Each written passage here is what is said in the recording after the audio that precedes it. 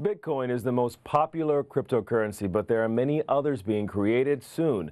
Now, Africa may have one of its own very soon. A group of investors are developing a cryptocurrency for exclusive use in Africa.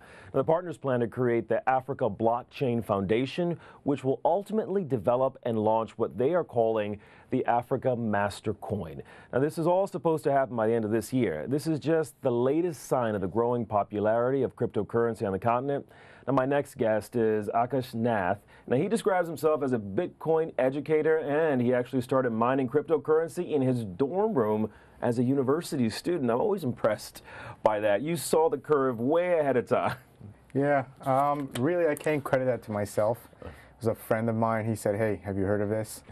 I was like, back then when I got into it, the price was high relative to the time. I was like, you know what? This piques my attention. School was school, so might as well do something different.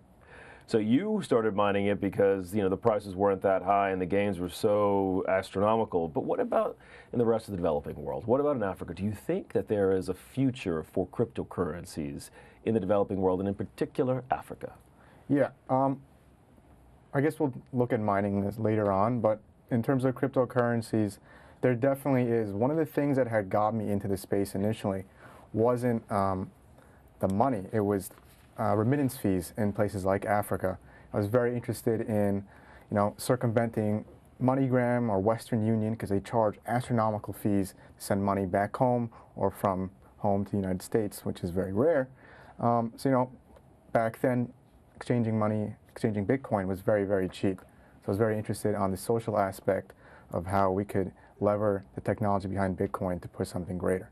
And when we say sort of cheap fees, we're talking like, fractions of a single % that it would cost for you to send money to a different country using these cryptocurrencies as opposed to some of the standard MoneyGrams. Exactly. So one narrative that was going around in the space a few months ago was that fees were very, very expensive, looking at, maybe a couple $100 you wanted to move, you'd spend $10, $20, which that was not the goal initially, and it, really isn't the main focus. But currently we're looking at fees that are sub $1, like pennies, for hundreds or even thousands of dollar transactions, which is something that's very eye-opening. It's fairly significant. Now, this week we learned about some investors who are trying to create, the Africa Blockchain Foundation, creating a digital currency that is concentrated in a particular geography. Right. Do you think that is a good move? So me personally, I'm really against anything that tries to do just their own thing away from Bitcoin.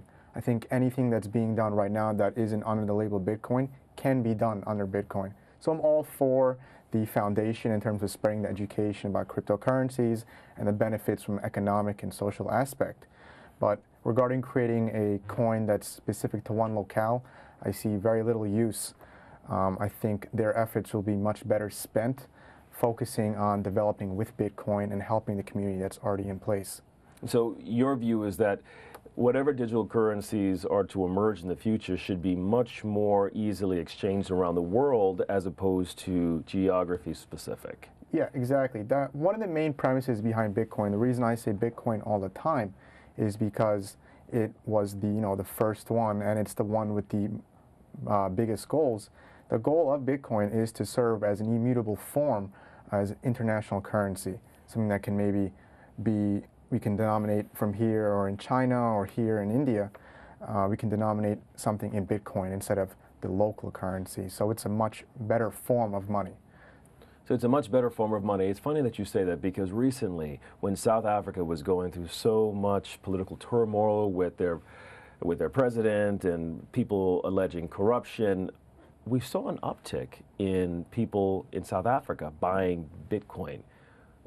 Is there a link between political instability and people wanting more digital currencies? Yeah, I mean, that's a great question. We've seen the maturity of what will happen in South Africa or, any other African countries such as Nigeria or Ghana.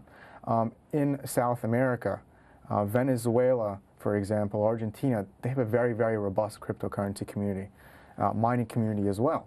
And that's because their national currencies are very, very volatile, high degrees of hyperinflation, and the local constituents don't trust the currencies, so they move on to something that they thought was better, in this case Bitcoin. I think we'll see the same sort of trend happen in Africa, South Africa, that be, or in Nigeria, for example, where they have very, very volatile local currencies in their respective nation states, and people are recognizing that Bitcoin truly is a better form of money. Not right now, but maybe sometime in the future, and they're sensing that now is a great time to get in. You speak about volatility, especially in some South American currencies, and I can't help but look at the recent swing in the price of Bitcoin. Had you bought a couple of months ago, you would have lost about 50% of your purchase price. Oh, yeah. It seems fairly volatile to me, and there's nothing backing that, whereas in theory, the Venezuelan government or whatever government sort of backs your currency has some control over monetary policy. What do you say to critics who will say, well, shucks, cryptocurrencies are not that much more secure than some of these volatile government-based currencies? That's a very fair point. I mean, you're seeing a lot of stories right now, not only in mainstream media, but also in the cryptocurrency space of people saying, I've lost all this money over the last few months, what am I going to do? So I'll take a step back and I will say, people right now aren't jumping into cryptocurrencies to use them per se on a day-to-day basis. Very few are, to show that there is a use case. For example, in Africa or Nigeria, instead of using the local shilling, they are using the US dollar because that is a stable currency, quote unquote. So yeah, I think in the future we'll see definitely a movement towards cryptocurrency. People are currently treating it as a store of value, which is the first pillar for any sort of asset to become a form of money.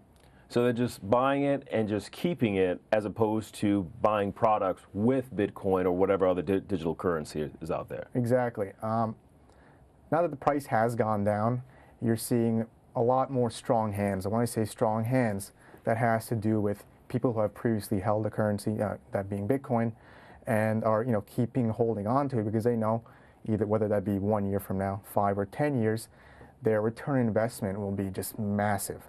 And they will have a greater purchasing power with Bitcoin. So it is in their best interest to continue to treat this asset or this currency or this commodity as a store of value.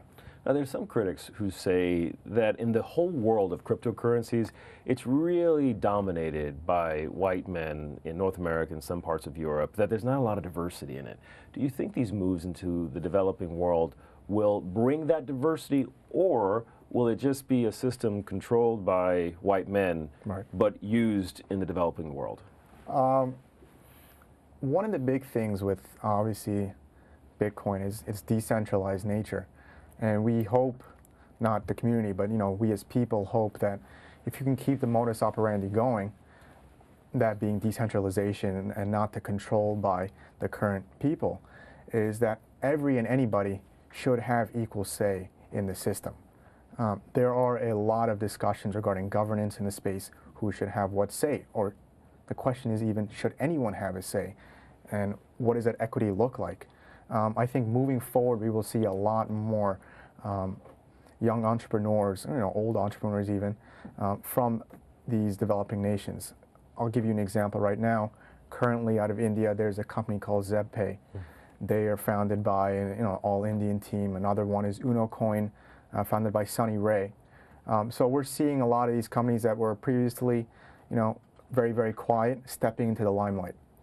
So now they're stepping into the limelight. What about the cost of production? I know you were mining them when you were in college. Were you paying the energy bill, or was the university paying? The university's paying the college bill. That's what made sense.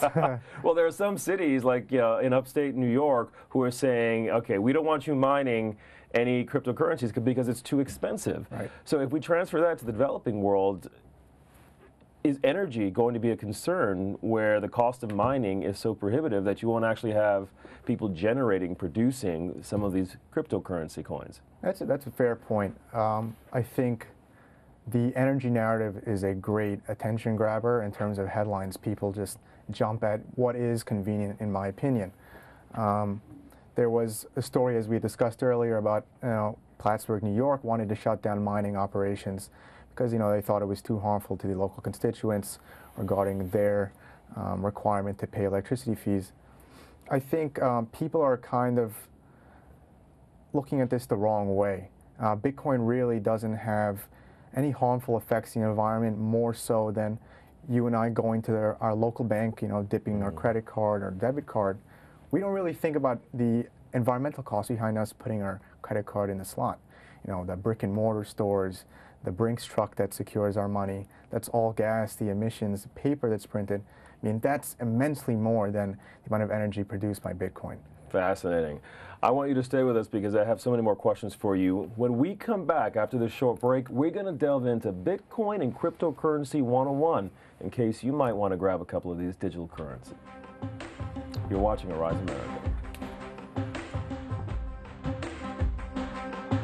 This is Arise America.